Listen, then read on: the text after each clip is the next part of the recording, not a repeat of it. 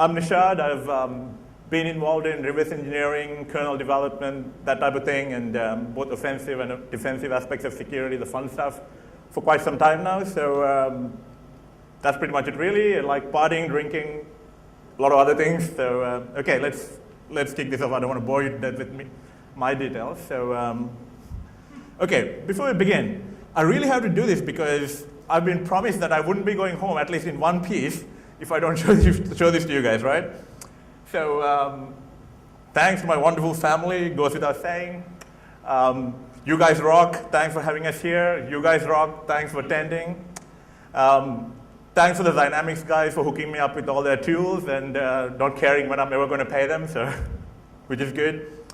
And some of the old school guys out here, big shout out to you.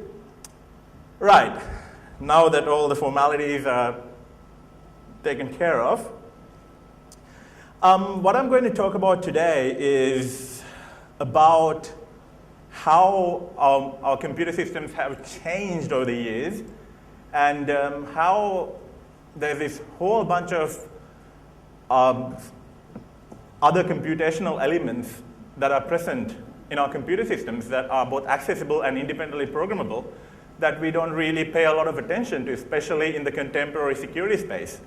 And I'm going to look at how much of a mess it is out there and the potential security implications of it. And if we do have time, I'm going to go through one of the real-life cases where one of these things can be used, abused, whichever you look at it, to achieve some pretty cool things. So this is the hypothesis I'm going to make.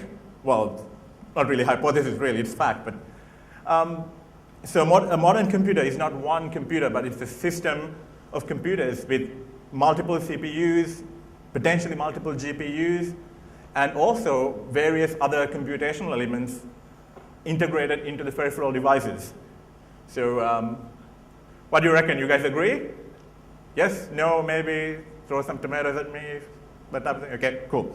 I'm going to assume that I'm going to take the silence as a yes, as I often do.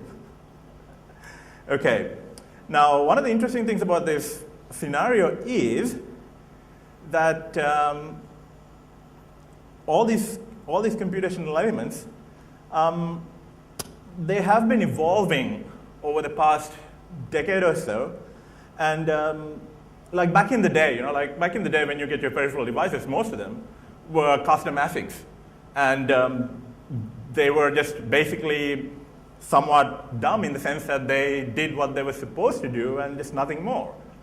Because when you're designing ASICs, you don't want to put any more functionality there than you need to, for the simple reason that it's generally costly in terms of development, verification, silicon real estate, actual fabrication process, and so on and so forth, to put more functionality than what you need into the ASIC. So it just happened to be the case that a lot of these peripheral devices just did what they wanted to. Like the back in the day, Sound Blaster just played sound.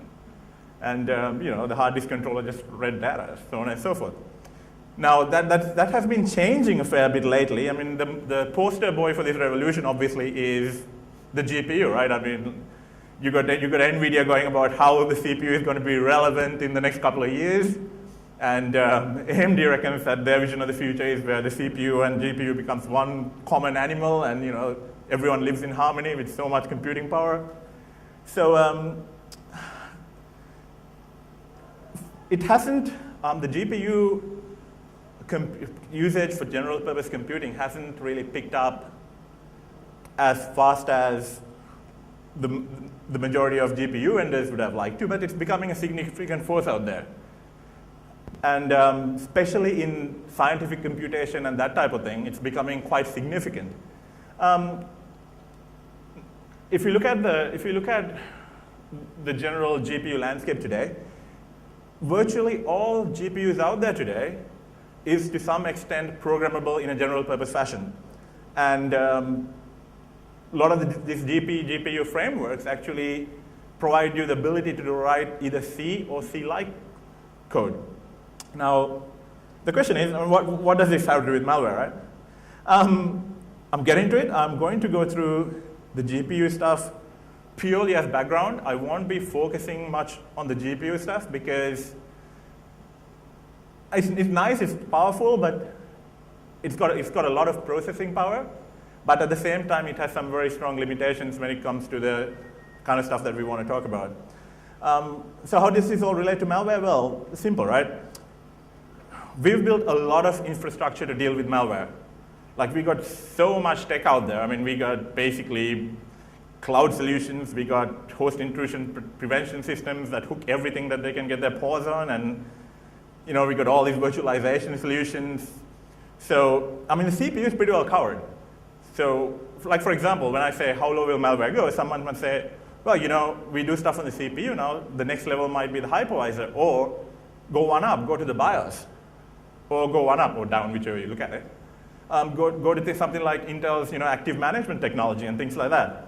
But to me, it's cool, but also like same old, because like we've been playing this game for a while. You had user land, so we went kernel and then they went kernel, we went hypervisor, and then they go hypervisor, we go AMT.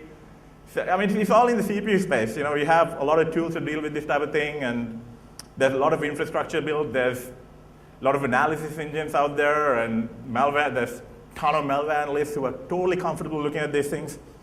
So what I'm going to be talking about today is to take into consideration the fact that the modern computer systems have a lot more programmable, independently programmable, and very well integrated computing power available.